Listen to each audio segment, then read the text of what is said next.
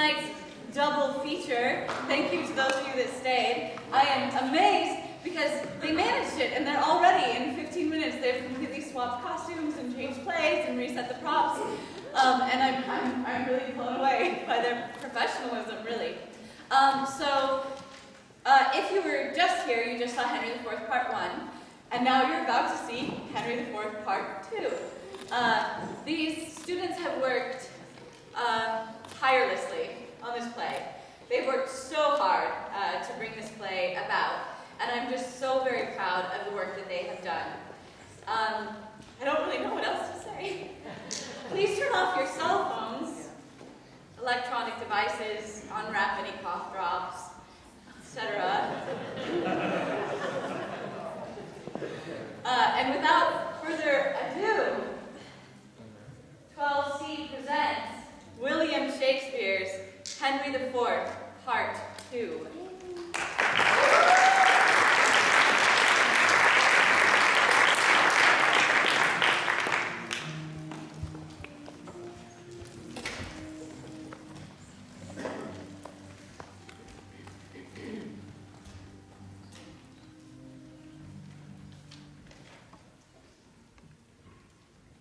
Open your ears, for which of you will stop the vent of hearing when loud rumor speaks? Upon my tongue's continual slanders ride, the which in every language I pronounce, stuffing the ears of men with false reports. I speak of peace, while covert enmity under the smile of safety wounds the world. I run before King Harry's victory, who, in a bloody field by Shrewsbury, hath beaten down young Hotspur and his troops, quenching the flame of bold rebellion, even with the rebels' blood. But what mean I to speak so true at first? My office is to noise abroad that Harry Monmouth fell under the wrath of noble Hotspur's sword, and that the king, before the Douglas's rage, stooped his anointed head as low as death. This have I rumored through the peasant towns between that royal field of Shrewsbury and this worm-eaten hold of Ragged Stone, where Hotspur's father, old Northumberland, lies crafty sick. The posts come tiring on, and not a man of them brings other news than they have learned of me. From rumor's tongues they bring smooth comforts false, worse than true wrongs.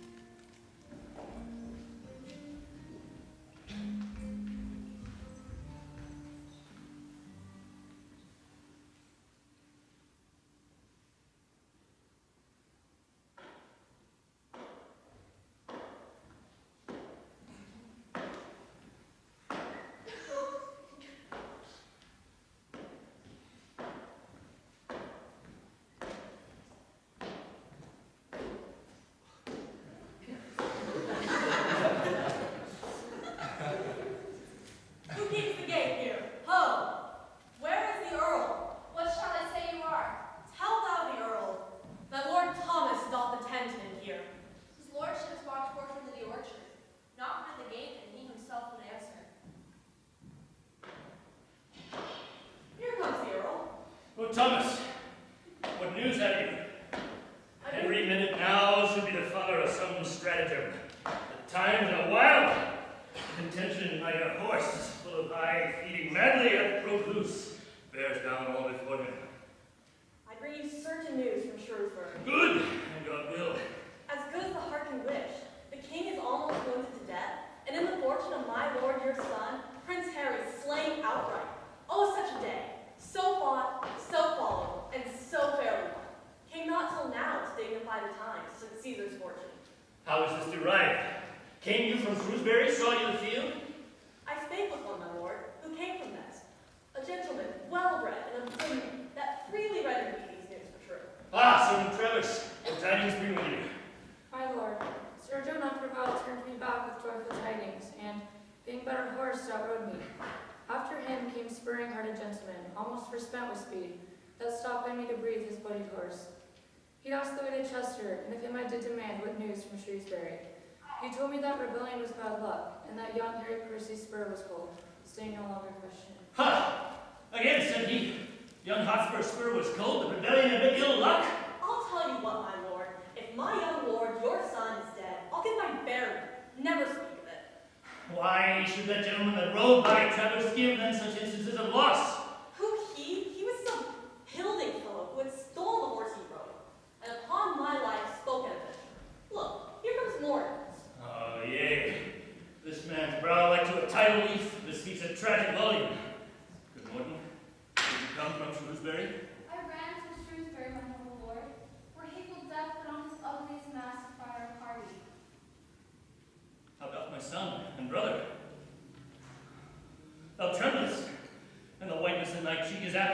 come to tell thine errand. This I will say. Your son did thus and thus, your brother thus, all to stop my greedy heir with their bold deed. But in the end, to stop my heir indeed, thou hast a sigh to blow away this praise, ending with son, brother, all are dead. Douglas is living, and your brother yet.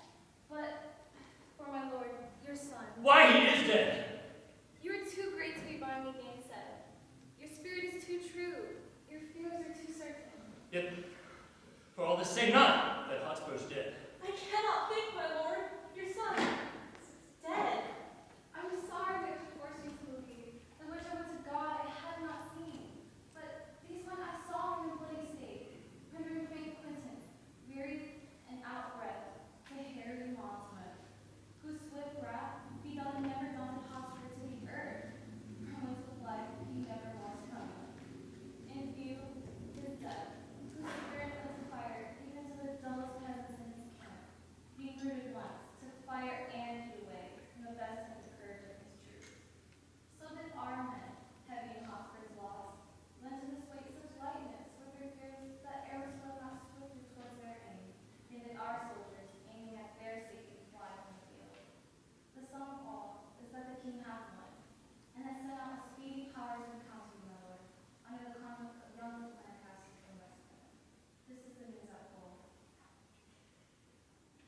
For this, I will have time enough to mourn. In poison there is physic, and these news, which were I well, they might have made me sick, being sick have in some measure made me well. Hence thou, nice crutch, and hence thou, sickly coif, now bind my brows with iron. Let order die, and darkness be the barrier of the dead. No, noble Earl, divorce not wisdom from thine honor. The string passion doth you wrong, my lord. We all that are engaged this loss knew that we ventured on such terrible seas, that if we wrought our lives, 'twas 10 to 1. But yet we ventured, for the game proposed, choked to the respect of likely peril fear. And since we are o'erset, venture again. Come, let us all put forth, body and goods. 'Tis more than time, my noble lord. I hear for certain, and do speak the truth. The gentle Archbishop of York is up with well-appointed powers. He is a man with a double surety binds his followers, suppose sincere and holy in his thoughts. He is followed both with body and with mind, and derives from heaven his quarrel and his cause. Tells them he doth bestride a bleeding land, gasping for life under the great bowling brook, and more or less do flock to follow him. I heard all this before, but to speak truth, the present grief hath wiped it from my mind. Go in with me, and counsel every man the aptest way for safety and revenge.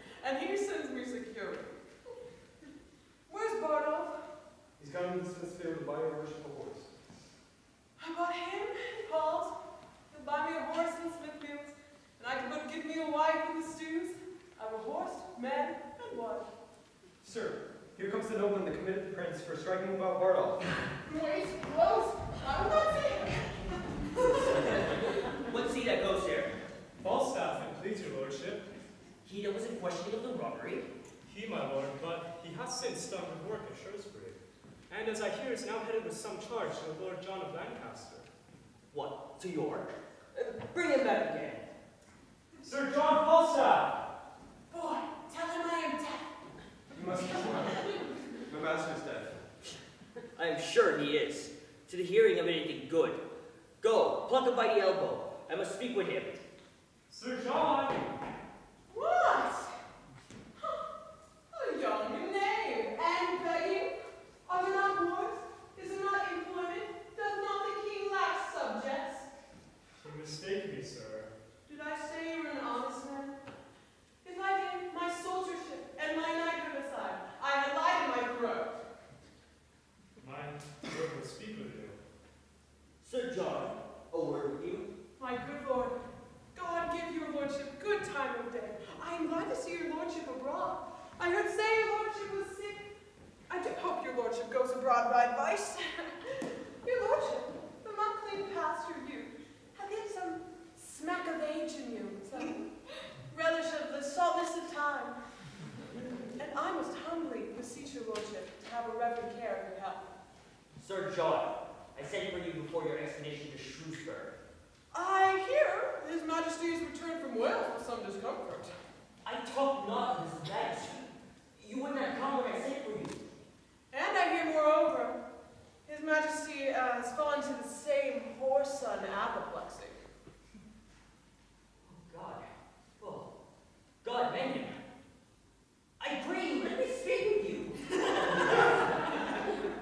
This apoplexy is, as I take it, a kind of lethargy, please your lordship, a kind of sleeping in the blood. What tells you me of it? Be it as it is. It hath its original from much perturbation of the brain and study. I have read of its effects in Galen. It's a kind of deafness. I think you are falling into the disease. Before you hear not what I say to you. Very well, my lord, very well. Rather, may it please you, it is the disease of not listening, the malady of not marking that I am troubled with all. To punish you by the heels would amend the attention of your ears. And I care not if I become your physician. I am as poor as Job, my lord, but not so patient.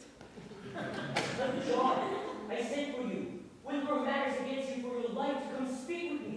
And, as I was then advised, by my learned counsel in the laws of this land service, I did not come. You live in great infamy. He that buckles him in my belt can live in no less. Your vengeance are very slender, and your waist, oh, it's great.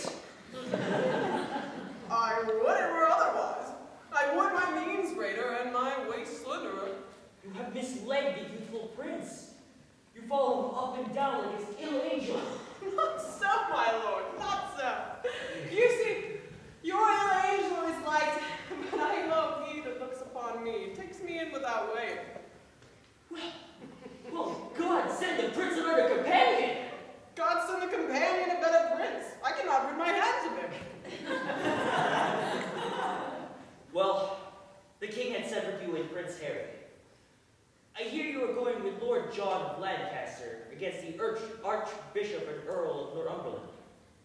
Yea, I think you're pretty sweet wit for it. But look you, pray, all you that kiss my lady peace at home, that our armies meet not on a hot day, for by the Lord, I take but 2 shirts out with me, and I mean to not sweat extraordinarily. If it be a hot day and I brandish anything but a bottle, I might never spit white again. Well, be honest. Be honest. And may God bless your expedition. Will your lordship lend me £1,000 to furnish me forth? Not a penny. Not a penny. You are too impatient to bear crosses. Fare you well. If I do, fill me with a 3-man's beetle.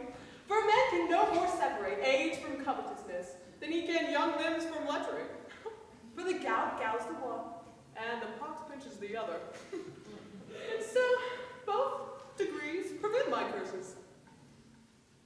Boy!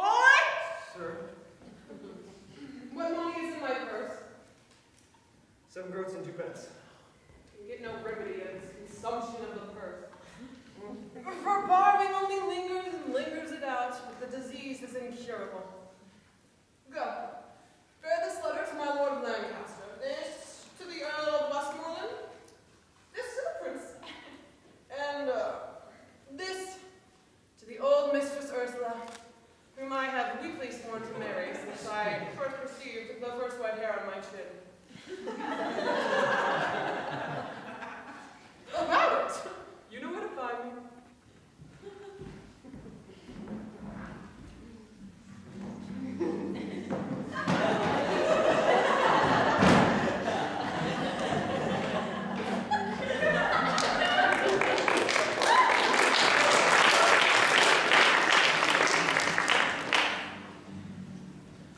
Thus have you heard our cause and known our means. And, my most noble friends, I pray you all, speak plainly your opinions of our hopes. And first, Lord Marshal, what say you to it? I well allow the occasion of our arms, but gladly would be better satisfied more than we should advance ourselves. With forehead bold and big enough upon the power and puissance of the king. Our present musters grow upon the fall of 520,000 our choice, and our supplies live larger than the hope of great Northumberland, whose bosom burns with an incense fire of injuries. The question then, Lord Hastings, standeth thus: if our present 25,000 may hold up head without Northumberland. With him we may. Yea, marry, there's the point. But if without him we be thought too feeble, my judgment is we do not step too far till we've had his assistance by the hand.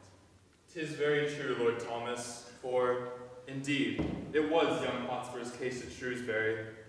It was my lord who lined himself with hope, and so, with great imagination, proper to a madman, led him to battle, and led his powers to destruction.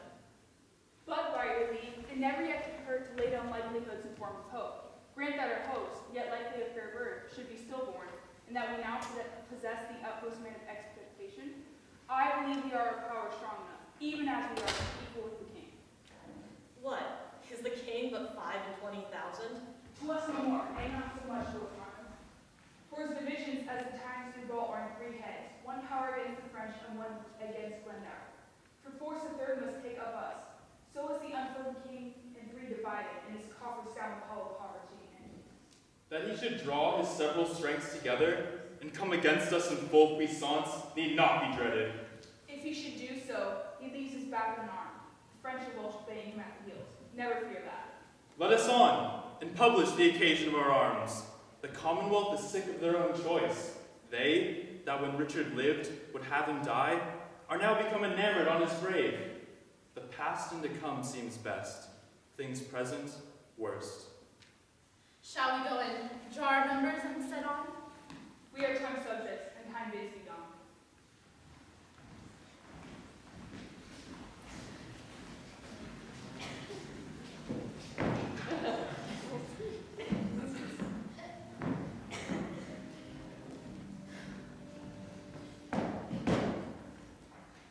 Master Thane, have you entered the action?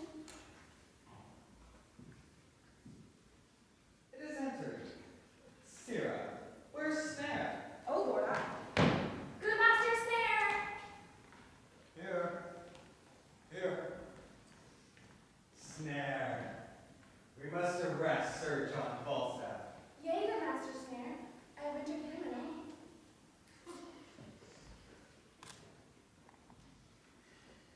It may chance cost some of us our lives, for he will stab. Alas, the day!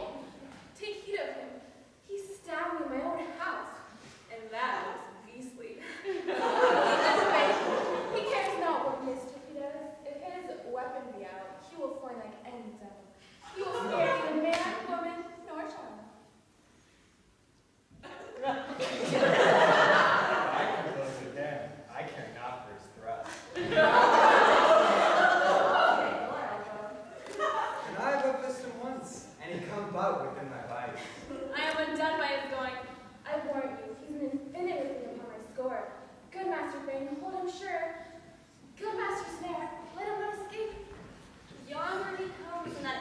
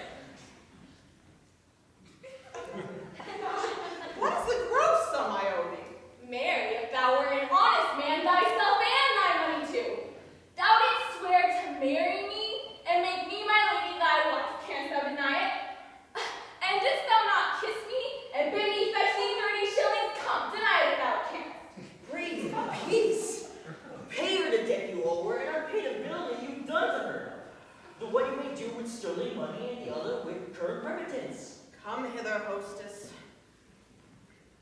Now, Master Pio, what news? The king, my lord, and the Harry Prince of Wales is near at hand. The rest, the paper tells. As I am a gentleman. Faith, you said so before. As I am a gentleman. Come, no more words. By this heavenly ground I tread on, I must be fanged upon both my plate and the tapestry of my dining chambers. Come, thou must not be in this humor with me. Thou dost not know me. Come, I know thou wast set on to this. Pray thee, Sir John, let it be but 20 nobles. In faith I am loath to pawn my plate, so God save me, Lord. Let it alone. I'll make other shift.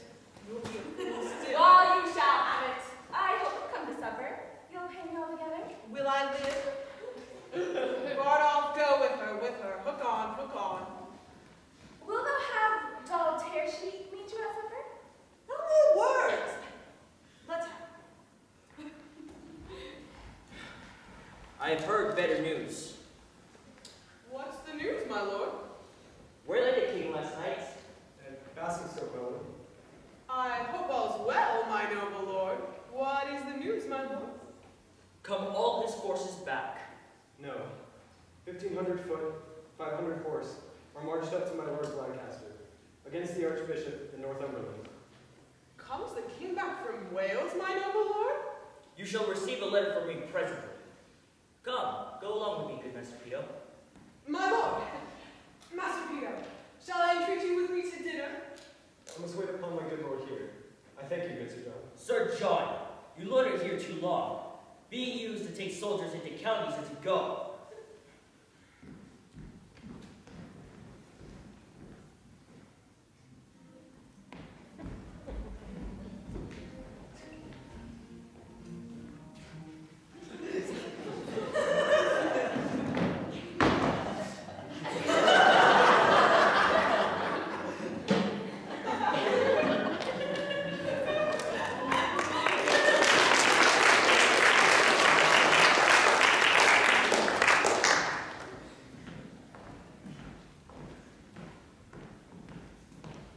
Before God, I'm exceeding weary.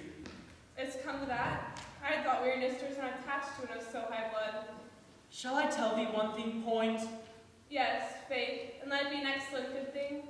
It shall serve among wits of no higher breed than thine. Go to. I stand the push of the one thing that you will tell. Mary, I tell thee, it is not meet that I should be sad, now my father is sick. The reason?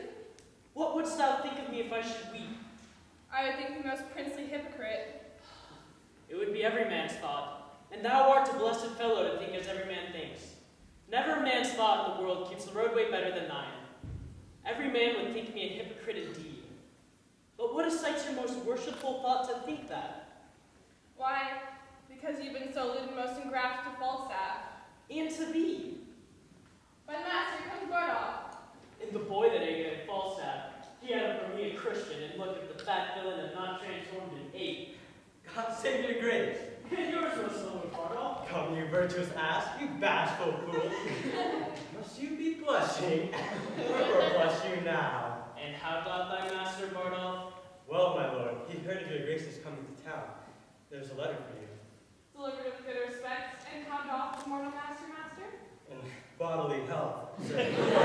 Mary, the immortal part needs a physician.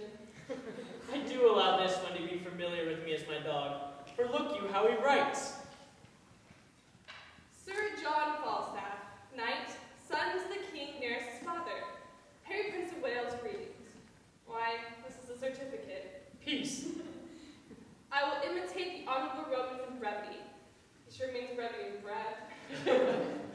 Short-winded. I commend thee and leave thee, Sir John Falstaff, with my familiars. Sir John with my brothers and sisters, and John with all of Europe. Is your master here in London? Yea, my lord. Where subs he? Doth the old boar feed in the old fray? Well, my lord, he stays at the old place, in East Street. Sup any woman with him? None, my lord, but Mr. Squiggly and Mr. Staltershi. Shall we steal upon them coins at supper? I am your shadow, my lord. I'll follow you. Sirrah, you boy and Bartle, no word to your master that I have yet come to town. There's for your shadow. I have no tongue, sir. And for mine, sir, I will govern it. Fare you well. Go. How might we see Falstaff bestow himself tonight in his true colors and not ourselves be seen? Put on 2 leathern jerkins and aprons and wait upon him at his table as drawers. From a god to a bull? A heavy descension. That was Jove's case. From a prince to apprentice, a low transformation. That shall be mine. For in everything, the purpose must weigh with the folly. Follow me, coins.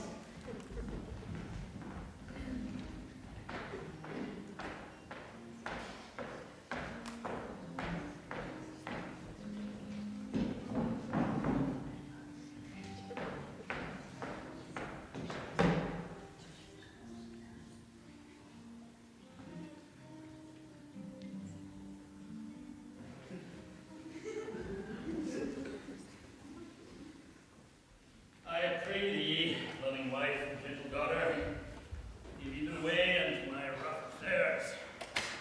Put not you on the visage of the times, and be like them to Hotspur troublesome.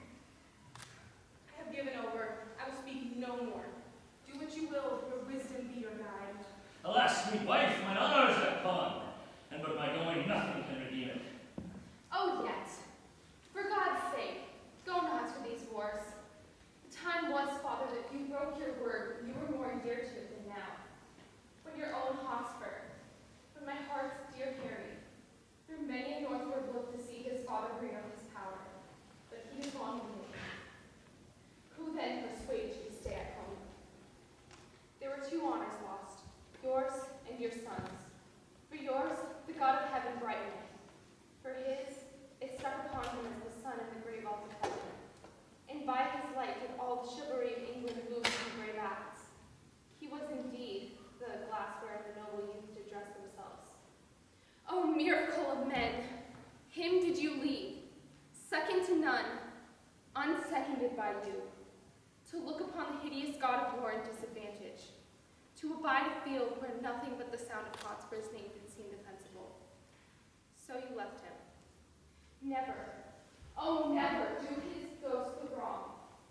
Hold your honor more precise and nice with others than with him. Let them alone. The marshal and the archbishop are strong, and have my sweet Harry kept half their numbers. Today my eye, hanging on Hotspur's neck, had talked of Monmouth's. Beshrew your heart, fair daughter. You do draw my spirits from me with this new lamenting ancient oversights. I must go and meet the danger there, else it will seek me in another place and find me worse provided. Oh, fly to Scotland till that the nobles of the armed commons have their precincts made a little taste. If they get ground advantage of the king, then join you with them, like a rib of steel, to make strength stronger. But for all our love, first let them try themselves. So did your son. He was so suffered, and so came I to him, and never shall have length of life enough to reign upon the members of my own. Come, come, go in with me. I here resolve for Scotland. There am I, till time and vantage crave my company.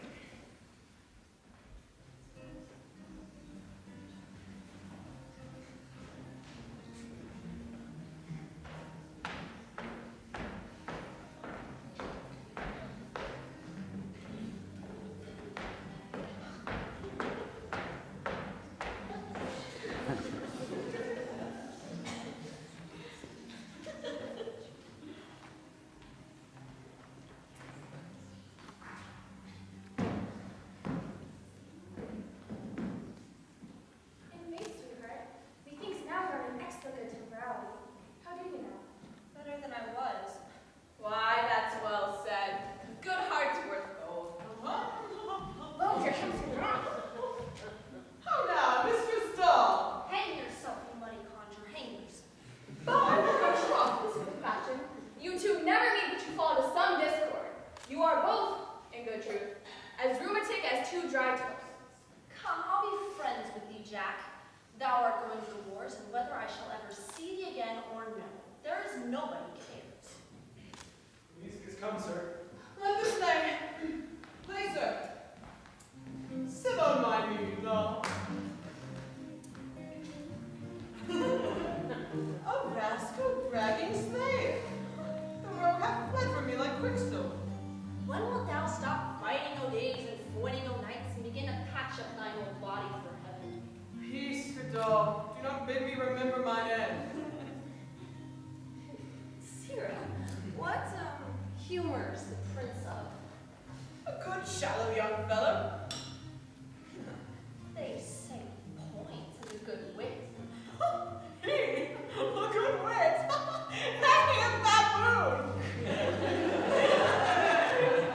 His wit's as thick as toothberry mustard. There is no more conceit is in him than is in a mallet. So bad.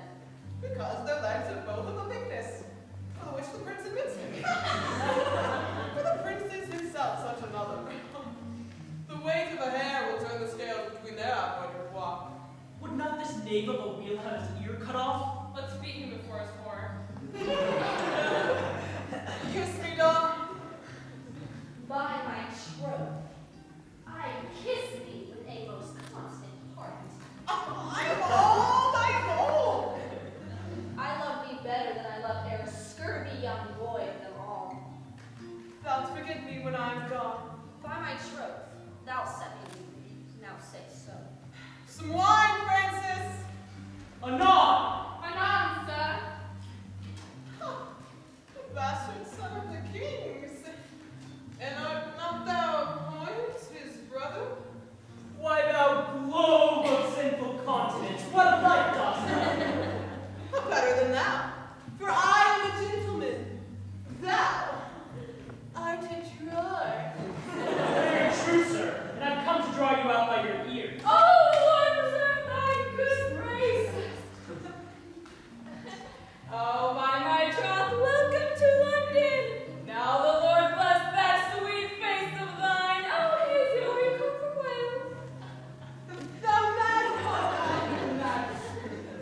by this light flesh and corrupt blood, thou art welcome. My lord, he will turn all to merriment and to take out the revenge and take off the keys. You whoresome candlelight, you, how vilely did you speak of me, even now before this honest, virtuous, civil gentlewoman. Oh, God's blessings of your good heart. So she is, by my troth. Didst thou hear me? Yea, and you knew me as you did when you ran away by Gad's Hill.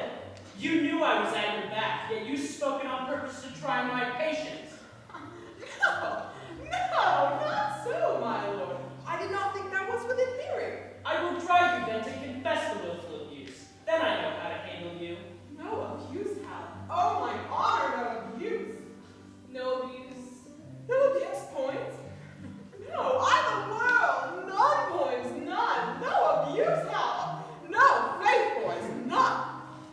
See now whether pure fear and entire cowardice doth not make thee wrong this virtuous gentlewoman. Is she of the wicked? Is thine hostess here of the wicked? Or is the boy of the wicked? Or honest Bardolph, whose zeal burns in his nose, of the wicked? The fiend hath to prick down Bardolph ere ago, and his face is Lucifer's privy kitchen. For the poor, there is a good angel about him, but the devil outbids him too. For the woman? For the one, she is in hell already. And burns poor souls. For the other, I owe her money, and whether she be damned for that, I know not. You, gentlemen. Lo, who knocks so loud at the door? Look to the door there, Francis. Peter, how now? What news? The king your father is at Westminster, and there are 20 weak and weary posts come from the north. And as I came along, I met and overtook a dozen captains, bareheaded, sweating, knocking at the taverns, and asking everyone for Sir John Falstaff. By heaven, Point, I feel me much to blame, so idly to profane this precious time. Give me my sword and cloak. Falstaff, good night. Now comes, in the sweetest morsel of the night, and we must hence, and leave it unpicked. Before knocking at the door, my lord, we must do the court, sir. Presently, a dozen captains Your Honor. Farewell, Tom. Farewell, hostess. You see how men of merit are sought after, whilst the undeserver may sleep. The man of action is called on. Farewell, good wenches. If I am not sent away ere I post, I will see you again ere I leave. I cannot speak, for my heart be not writ to burst. Well, sweet Jack, have a care of yourself. Farewell, farewell.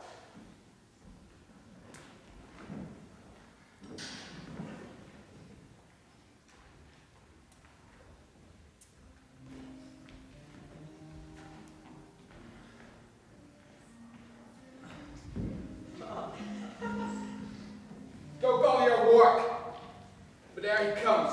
Bid more read these letters, and well consider of them. Make good speed.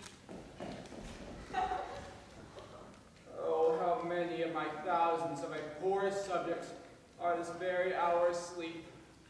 Oh, sleep, gentle sleep, nature's soft nurse, how have I frighted thee? That thou no more would weigh my eyelids down, and steep my senses in forgetfulness.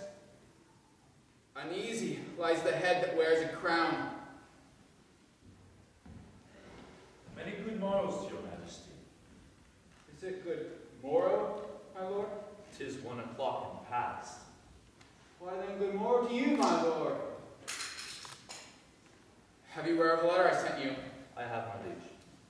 Then you perceive that by your kingdom how foul it is, what rank diseases grow, and what danger at the heart of it. My lord, Northumberland will soon be cool. God, one might read the book of fate and see the revolution of the times. There is a time in every man's life one may try to predict with little aim at things, of things that have not yet come to life. They say the Bishop of Ireland are 50,000 strong. It cannot be, my lord. Rumor doth double, like the voice and echo, the numbers of the fear.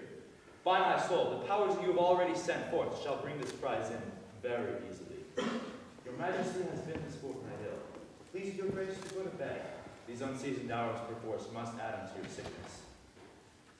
Oh, take it, please.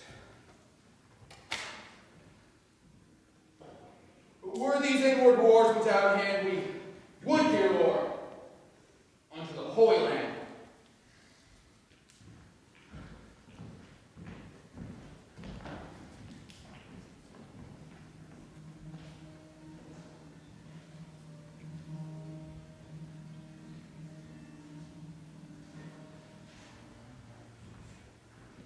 What is this forest called? 'Tis Galtree Forest, angel, please your grace.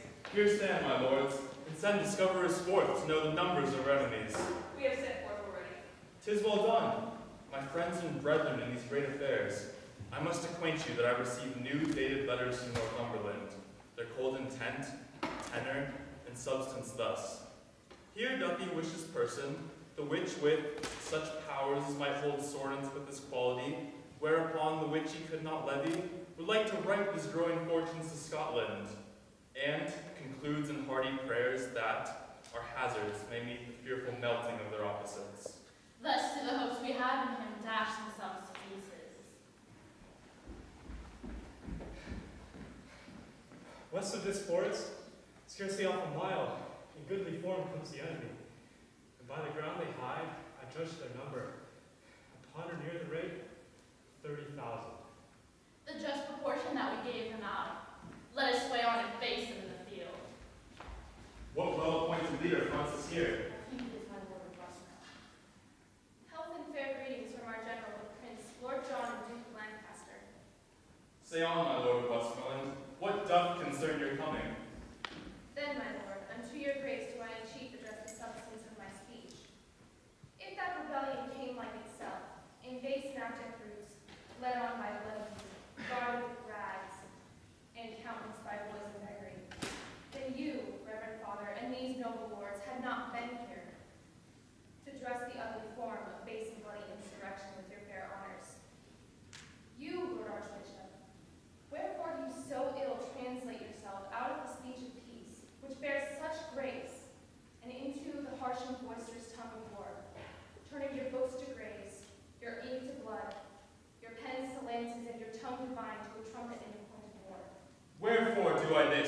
question stands. I have in equal balance justly weighed what wrongs our arms may do, what wrongs we suffer, and find our griefs heavier than our offenses, contraring both in name and quality. Construe the times to their necessities, and you shall say indeed, it is the time and not the king that doth you injuries. Yet, for your part, it not appears to me, either from the king or in the present time, that you should have an ancient any ground to build a grief on. Were you not restored to all the Duke of Norfolk's seigniories, to your noble and right well-remembered fathers? But this is mere digression from my purpose. Here come I from our princely general to know your griefs, to tell you from his grace that he will give you audience, and wherein it shall appear that your demands are just, you shall enjoy them, and everything set off that might so much as think you unease. But he has forced us to compel this offer, and it proceeds from policy, not love. Mowbray, you overween to think it so. This offer comes from mercy, not from fear. For lo, within a ken our army lies, upon mine honor all too confident to give admittance to a thought of fear.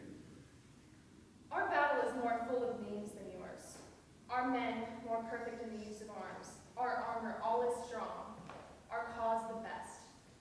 Then reason shall our hearts should be as good. Say you not then our offer is compelled. Then take this schedule, my lord of Westmoreland, for this contains our general grievances. Each article herein redressed, all items of our cause, both here and hence, are insinued to this action, and we knit our powers to the arm of peace. This shall I show the general. Please you, lords, in sight of both our battles will they meet, and either end in peace, which God so framed, or to the place of difference called the swords which must decide it. There is a thing within my bosom that tells me that no conditions of our peace can stand. Fear you not that, for if we make our peace upon such large terms, and so absolute as our conditions shall consist upon, our peace shall stand as firm as rocky mountains. Yet, but our valuation shall be such that every false and slight derived cause, every idle nice and wanton reason shall to the king taste of his action, and good for bad, final partition.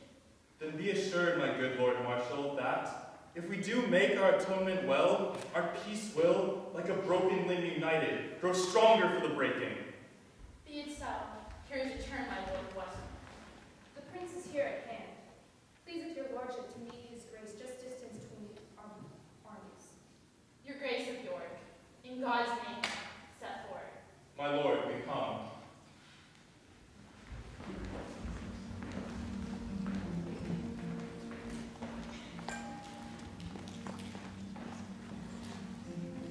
One, two, three, four. 1, 2, 3, 4. Oh!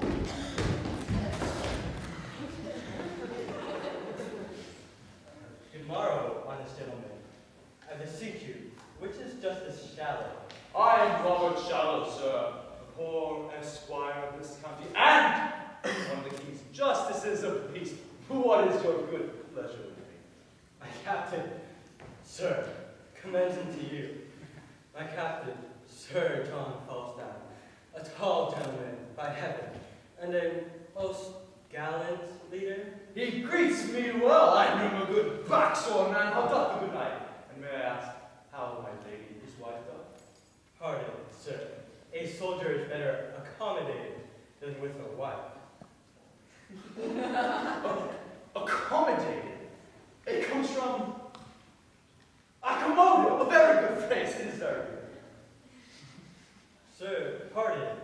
I have heard the word phrase call you with. By this good day, I know not the phrase, but I will maintain the word with my sword to be a soldier-like word, and a word of exceeding good command. By heaven, accommodate. That is what a man is, as they say, well accommodated. Or what a man is, being where he may be thought to be accommodated. Which is an excellent thing. It is very just. Oh, here comes good Sir John. Welcome, good Sir John. I'm glad to see you well. What is wrong, Master Shelley? Father's hot weather, gentlemen. Have you provided me here with half a dozen sufficient young men? Very happy, sir. What have you said? Let me see them. I beseech you. Where's the roll? Where's the roll? There's the roll.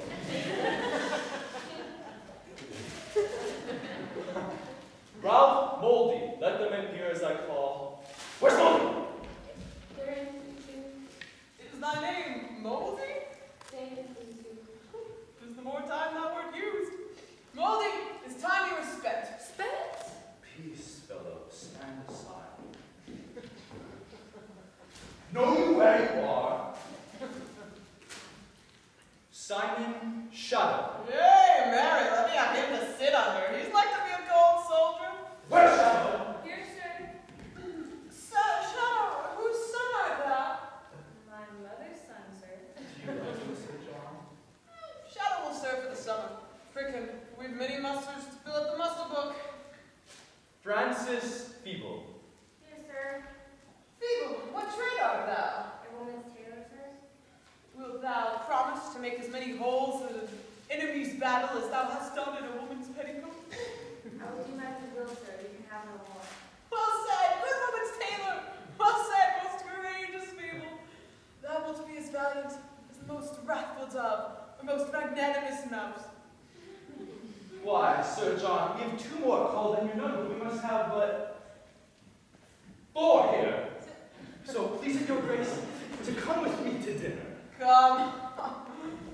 I'll drink with you. But I cannot tarry dinner. I'm glad to see you well, by my troth, Master Shadow. Why, Sir John, do you remember that night when we lay all night at the windmill at St. George's Field? No more of that, Master Shadow, no more of that. And may I ask, is Jane Nightwork still alive? She lives. Come, we have heard the chimes of midnight, Master Shadow.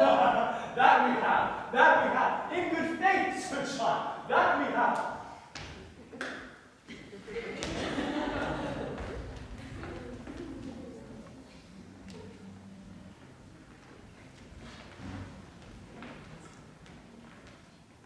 You're well encountered here, my cousin Mowbray. And good day to you, gentle Lord Archbishop, and so to you, Lord Hastings, and to all. My Lord of York, it better show unto you that when your flock assemble by the bell, and circle to hear your exposition on the holy text, that now to see here cheering around of rebels be drum, under the counterfeited zeal of God, turning word to sword and life to death, both against the peace of heaven and him, and both against the subjects have here sworn them. Good, my lord of Lancaster. I'm not here against your father's peace, but, as I told my noble lord of Westmoreland, the time disorder doth, in common sense, crowd us, and crush us to this monstrous form, whereon this son of war is born, whose dangerous eyes may well be charmed to sleep with frank most just and right desires, and true obedience, of this madness cured, stoop tamely to the foot of majesty. If not, we ready our tried fortunes to the last man. And though we here fall down, we have supplies to second our death. If they miscarry, there shall second them. And so the success of mischief shall be born, and heir from heir shall hold this quarrel up, while England shall have generations. You're too shallow, Hastings, much too shallow. Please, with your grace, to answer them directly how far forth you would like their articles. I like them all, and do allow them well. And swear here, by the honor of my blood, my father's purposes have been mistook, and some have too lavishly rested as meaning authority. Upon my soul, these griefs shall be speed redressed. And if this may please you, discharge your powers into their several counties, as we will ours, so that we can drink friendly together tonight, so that all their eyes will bear home a restored love and amity. I take your princely word for these redresses. I give it to you, and thereupon I drink into your grace. Go, captain, and deliver to the army this news of peace. Let them have pay and part. I know it will well please them. Hie thee, captain. To you, my noble lord of Westmoreland. I pledge your grace. And if you knew what pains I have bestowed to breed this present peace, you would drink freely.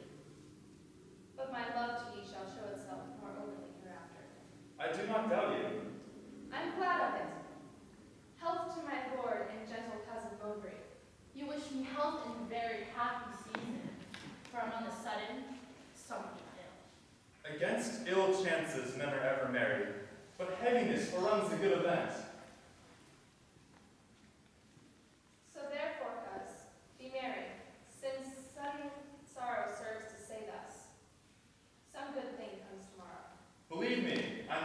light and spirit. So much the worse, if you're a Romy trick.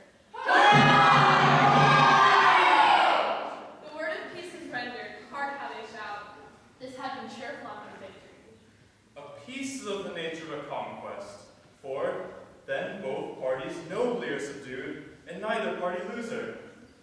Go, my lord, and let our army discharge this too. I trust, my lords, we shall drink the night together. My lord, wherefore stands our army still? The leaders, having charged me to stand, will not go off until they hear you speak. They know their duties. My lord, our armies dispersed already.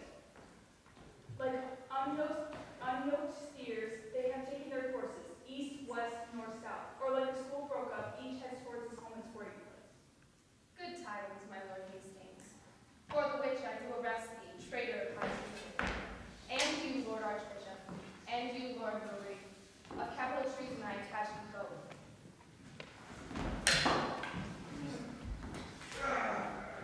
Is this proceeding just and honorable? Is your assembly so? Will you thus break faith? I pawn thee none. I promise to redress of these same grievances, whereof you did complain, which, by mine honor, I will perform with most Christian care. But for you, rebels, look to taste the due meet for rebellion such acts as yours. Most shallowly did you these arms commence, fondly brought here and foolishly set hence. Strike up our drums and pursue the scattered stray. God not we hath safely fought today. Some guard these traitors to the block of death, treason to true bed, and yield your breath.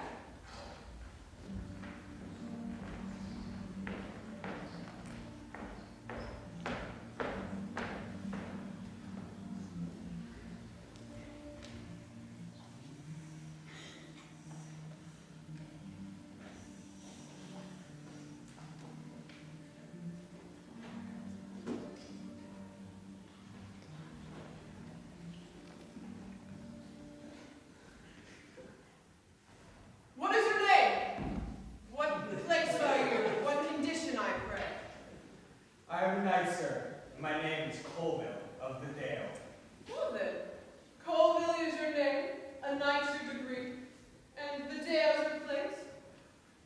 Colville shall still be your name, a traitor your degree, and the dungeon your place, a place deep enough, so shall you still be Colville of the Dale.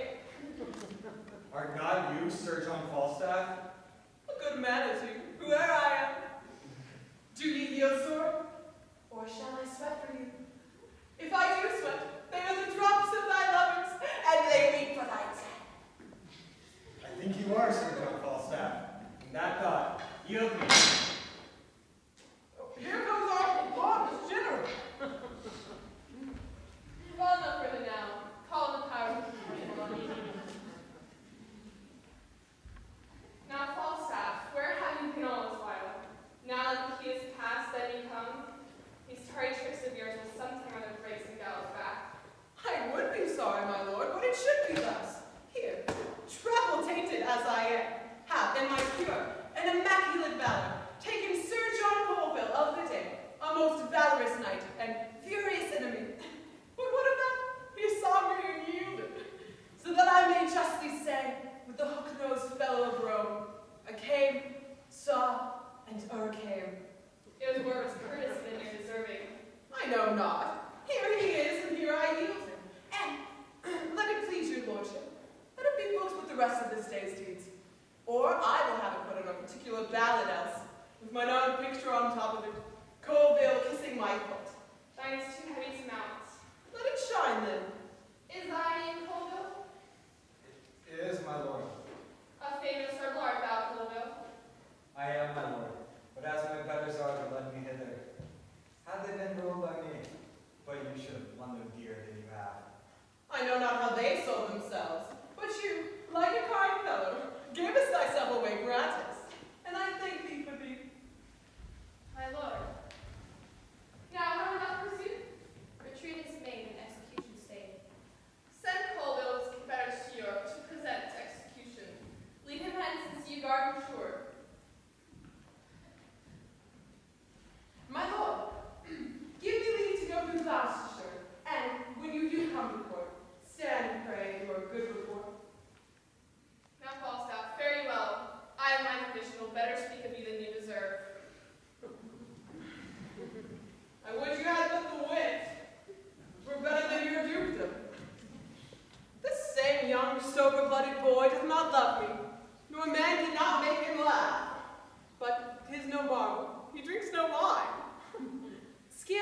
weapon is nothing until wine commences it and sets it a work.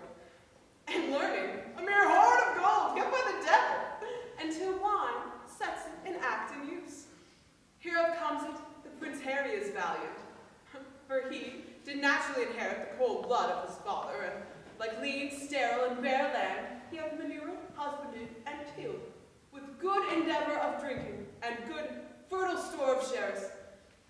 If I had 1,000 sons, the first humane principle I should teach them should be to forswear thin potations and addict themselves to wine. My lord, the army is discharged, all and gone. Let them go.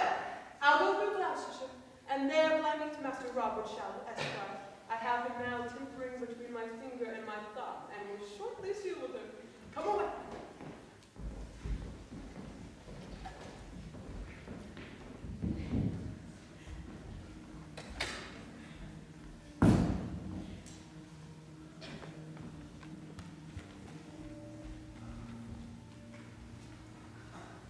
Now, my lords, God hath given successful end to this debate that bleedeth our doors. We are usually on the higher fields, and our no swords what are sanctified. Our names addressed, our power collected, our reserves in absence well invested. Only want a bit of personal strength, and pause we till these rebels now put covered the yoke of government. Both which we doubt not, but your majesty shall soon enjoy. Humphrey, son of Gloucester, where is the prince thy brother? I think he's gone to hunt, my lord, at Windsor. And how company? I do not know, my lord. Is not his brother, Thompson Clarence, with him? No, my lord. He's currently present here. What would my lord father? Nothing but well to thee, Thompson Clarence, but how chance thou art not the prince thy brother? He loves thee, and thou hast neglect him. Thou hast a better place in affection than all thy brothers. Cherish it, my boy. Many noble offices thou mayst effect in meditation after I am dead, between his greatness, thy other brethren, for he is gracious, if he be observed. Shall observe him with all care and love. Thou art not at Windsor with him, Thomas? He's not there today. He dines in London. And how accompanied? Canst thou tell me that? With Poins and other his continual followers. O subject is the fat sort of weed, and ye, the noble image of my youth, is overspread with them. Therefore my grief stretches itself beyond the hour of death. The blood weeps from my art, when I do shape in forms imaginary, the unguided days and run times that you shall look upon, when I am asleep with my ancestors. My lord, you look beyond him quite. The prince will in the perfectness of time cast off his followers, and their memory shall as a pattern or a measure live, at which point he will meet the lives of others, turning past evils to advantages. Seldom in the bee doth fever come the dead carrion. My lord. Who's there? It's Morland. Health to my sovereign, and new happiness added to that I am to deliver. Mowbray, the bishop's scroop, Hastings, and all are brought under the correction of your law. There is not now a double sword of the sheath, but peace puts forth for all and everywhere. The manner how this action hath been born, here in more leisure may your highness read, with every course in this particular. Oh, Westmoreland, thou art a summer bird that in the haunch of winter sings the lifting up of day. Well, look, more news. From enemies heaven keep your majesty, and when they stand against you may they fall, as those I have come to tell you of, the Earl of Northumberland and Lord Baltimore, with a great power of English and Scots, with his sheriff of Yorkshire overthrown, the manner and the true order of the fight. This packet, is it to you, contains a large. Wherefore should these good news make me sick? I should rejoice at this happy news, but my sight fails me and my brain is giddy. Oh me, come near me. I am much report, your majesty. Oh, my royal father. My highness, cheer up yourself, look up. Princes, patience. You do know that these fits with his highness are very ordinary. Stand from him, give him air.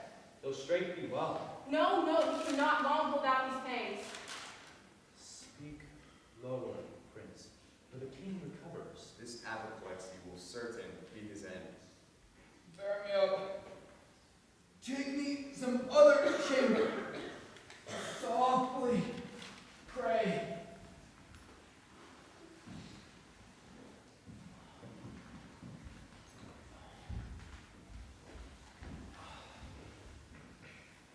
Let there be no noise made by gentle friends, unless of dull and favorable handle.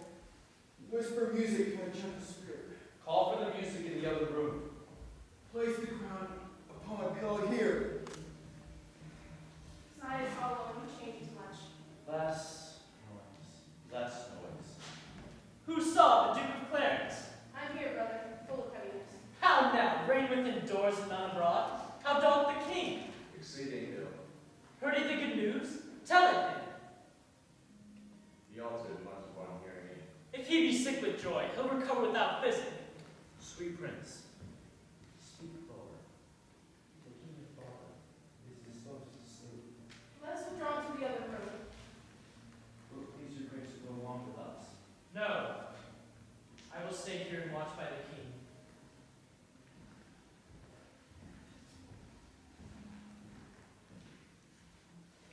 Why doth the crown lie there upon his pillow, being so troublesome a bedfellow?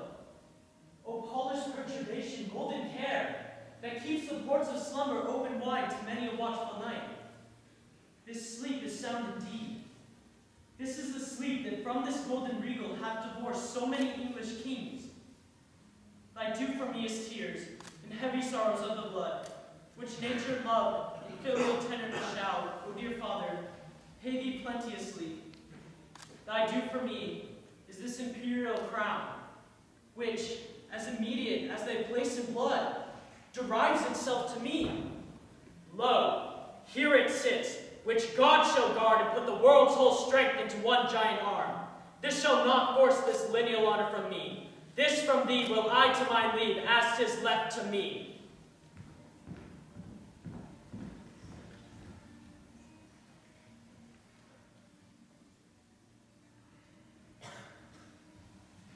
Warwick! Gloucester! Clarence! Doth the king call? What would your majesty? How fares your grace? Why did you leave me here alone, my lords? We left the prince, my brother here, my liege, who undertook to sit and watch by you. Prince of Wales? Where is he? Let me speak to him. The door is open. He is gone this way. You came not through the chamber where we stayed. Where is my crown? Who took it from my pillow? When we left, my liege, we left it here. The prince hath taken hence. Go, seek him out.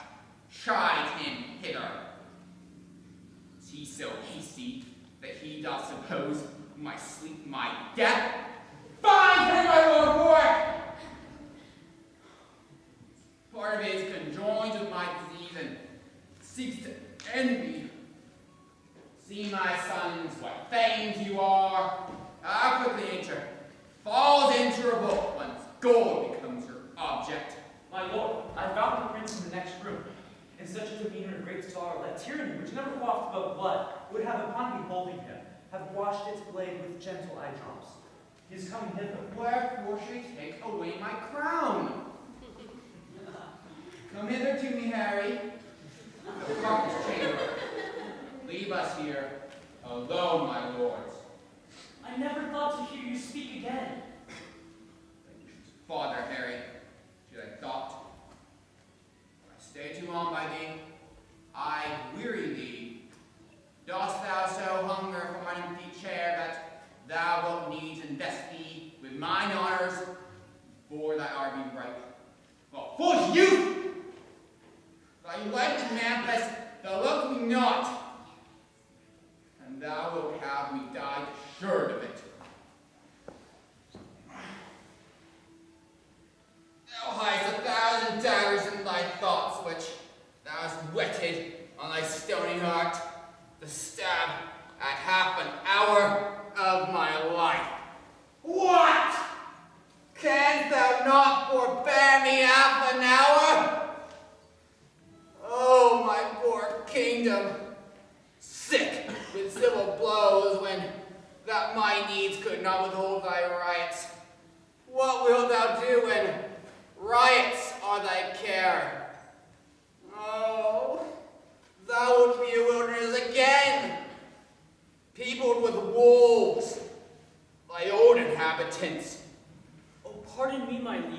but for my tears I had forsold this dear, deeper view. Ere you had spoke with grief, and I had heard the course of it so far. There is your crown, and he that wears the crown immortally, long guarded yours. But if it did infect my blood, with any joy, if any rebel or vain spirit of mine did with the least affection of a welcome, give entertainment to the might of it, let God forever keep it from me, from my head, and make me as the poorest vassal is, that doth with awe and terror kneel to it. Oh, my son! God put in thy mind to take the crown that thou mightst win the more thy father's love. Pleading so wise an excuse. Come hither to me, Harry. Sit thou by my bed, and here, I think, the very last counsel I ever shall breathe. God knows how paths and crooked ways in this crown, and I myself know well how troublesome it's out on my head. To thee it shall send bitter quiet. Therefore, my Harry, be it thy course of busy getting on with foreign quarrels at action, hence accomplished might waste the memory of my foreign days.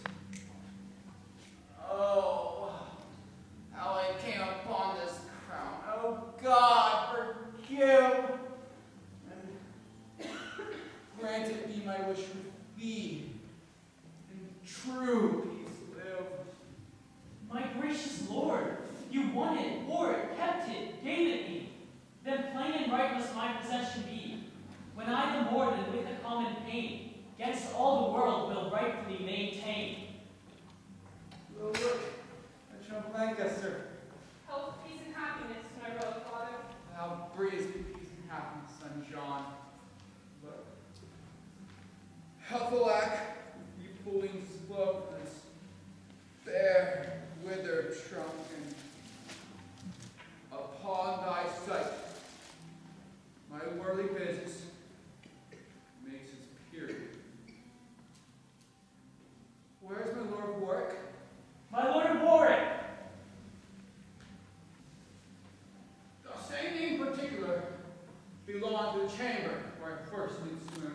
'Tis called Jerusalem, my noble lord. Laud be to God.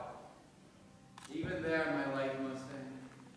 It hath been prophesied many years that I should not die, but in Jerusalem, which vainly I did suppose be the Holy Land, but bear me that chamber. There I'll lie, and that Jerusalem shall Harry lie.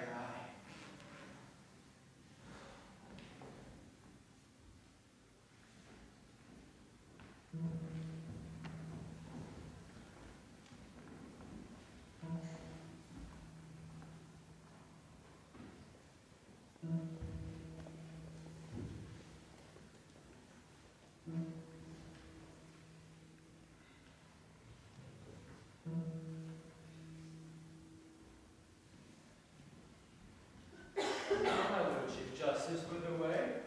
How doth the king? Exceeding well. His cares are now all ended. I hope not dead. He's walked the way of nature, and to our purposes he lives no more. I would His Majesty had called me with him. The service that I truly did his life had left me open to all injuries. Indeed, I do believe the young king loves you not. I know he doth not. To arm myself, to welcome the conditions of time, which could not look more hideous upon me than I have drawn it in my fantasies. The king, here comes that issue of death, Harry. The king had such a temper about him. Would you not know which nobles now would strike sail with those of vile sort? Oh God, I fear all will be overturned. Good morrow, cousin Warwick. Good morrow. Good morrow, cousin. Aye, good morrow. We meet like men that have forgot to speak. 'Tis true, but this is too heavy to admit much thought. Peace be with them who have made us heavy. Peace, Lord Chief Justice, lest we be heavier. Oh, good, my lord. You've lost a friend indeed. And I dare swear you borrow not that face place of seeming sorrow. It is for sure your own. We must now speak Sir John Falstaff fair, which swims against your stream of quality. Sweet princess, what I did in honor, led by the impartial contact of my soul. If truth and upright innocence you fail me, then I'll to the king, my master, who is dead, and tell him who had sent me after him. Here comes the king. This new and gorgeous garment, Majesty, sits none so easy on me as you may think. Brothers, you mix your sadness with some fear, yet entertain no more of it, good brothers, than a joint burden laid upon us all. I'll be your father, and your brother too. Let me bear your love, and I'll bear your cares. Yet grieve that Harry's dead, and so will I. But Harry lives, and that shall convert those tears by number into hours of happiness. We hope no further from your majesty. You are, I think, assured I love you not. I am assured, if I can measure rightly, your majesty had no just cause to hate me. No? How might a prince of my great hopes forget so great indignities you laid upon me? What? Break, rebuke, and roughly sent to prison the immediate heir of England? Was this easy? May this be washed in leave and forgotten? I did not use the person of your father. The image of his power laid within me. Be now the father, and propose a son. Hear your most dreadful laws so loosely slighted. See your dignity so much profaned. Behold yourself so by a son's disdain.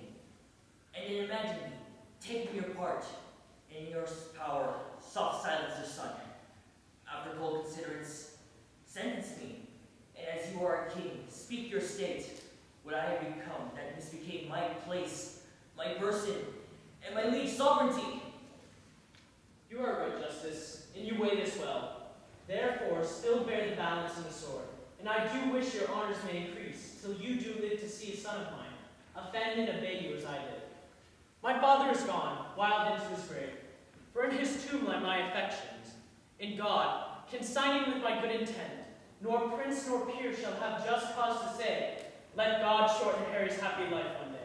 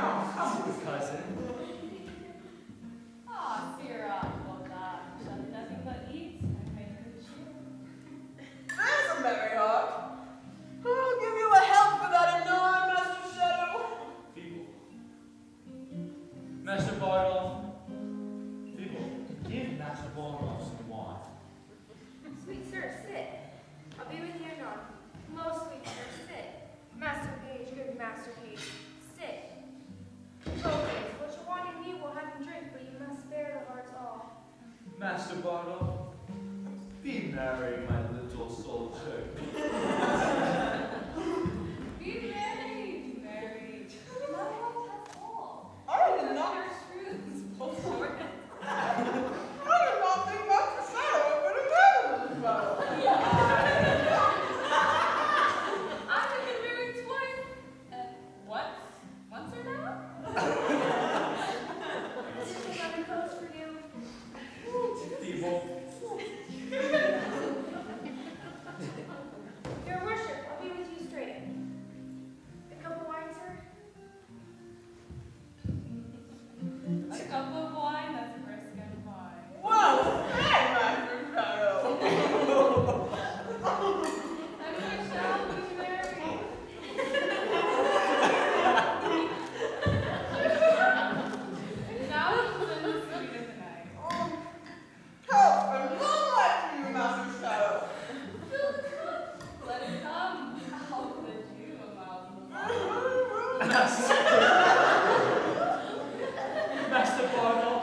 If thou wantest anything wilt not want, be sure thy heart, my little tiny, and I will drink to thee, Master Bartle, and to all the Capellanos about London.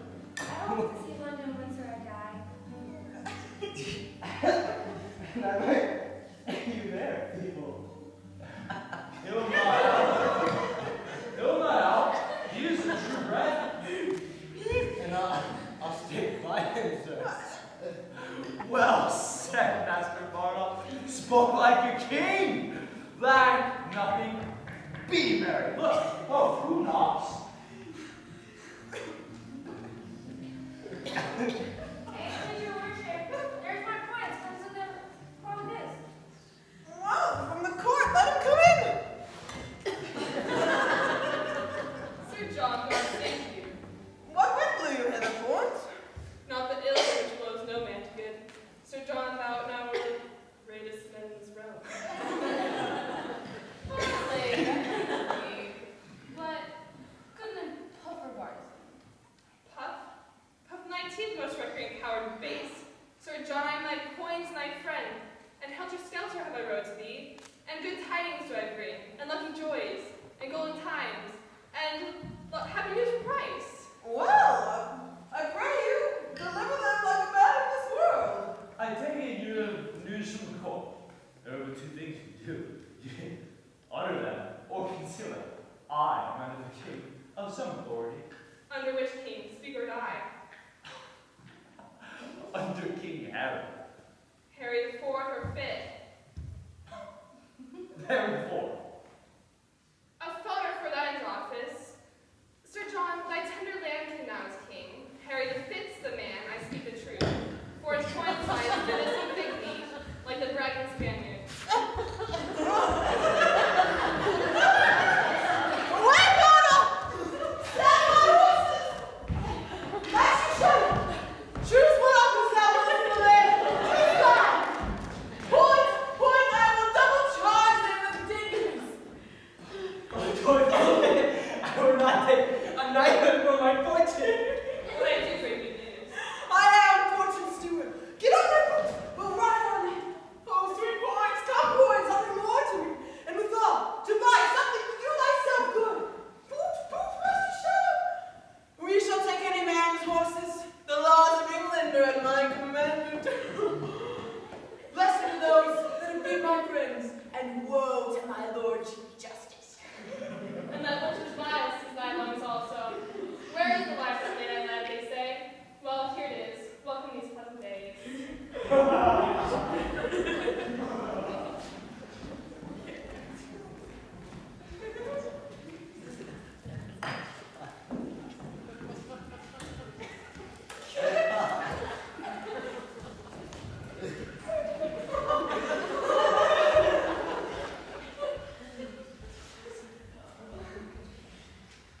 No, thou errant knave! I would to God that I might die, that I might have thee hanged! Thou hast drawn my shoulder out of joint! The constable had delivered her over to me, and she shall have whipping cheers enough. I warned her. There had been a man or two lately killed about her. Nothing, you lie. Come, I'll tell thee what, thou damned tripe-visaged rascal. And the child I now go into miscarried, thou wert better thou had struck thy mother. Thou paper-faced villain. Oh, the Lord that Sir John were here! He would make this a bloody thing as somebody. But I pray God the fruit of whom miscarried. If it be, you shall have a dozen cushions again. You have but 11. Go, come. Go with me. For the man is dead that you in points read amongst you. Come, I'll tell you what, you thin man in a censer. I will have you a soundly swinged for this. You blue-bottom, you filthy, famished correctioner. If you be not swinged for this, all forswear half curls. Come, you she-knight errant, come. Oh God, thou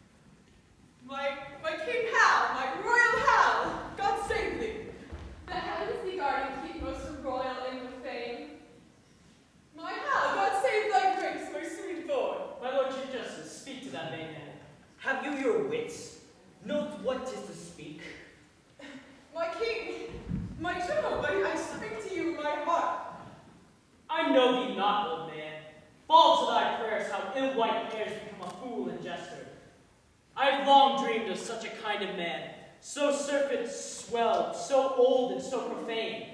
But being awake, I do despise my dream. Make less thy body hence and more thy grace. Leave gormandizing, know that the grave doth gape for thee thrice wider than for other men. Presume not that I am the thing I was, for God doth know, so shall the world perceive, that I have turned away my former self. So will I those that kept me company. When thou dost hear I am as I have been, approach me, and thou shalt be as thou wast. Till then, I banish thee on pain of death, as I have done the rest of my misleaders, not to come near a person by 10 miles. And, as we hear you do reform yourselves, we will, according to our strengths and qualities, give you advancement. Be it your charge, my lord, to see perform the tenor of our work. Set on. Do not you grieve at this. I will be sent for him in private. He must seem thus to the world. Do not fear your advances. I will still yet be the man that will make you great. Go, carry Sir John Falstaff to jail, and take all his company along with him. My lord! My lord! Falstaff! I cannot speak now. I will hear from you soon.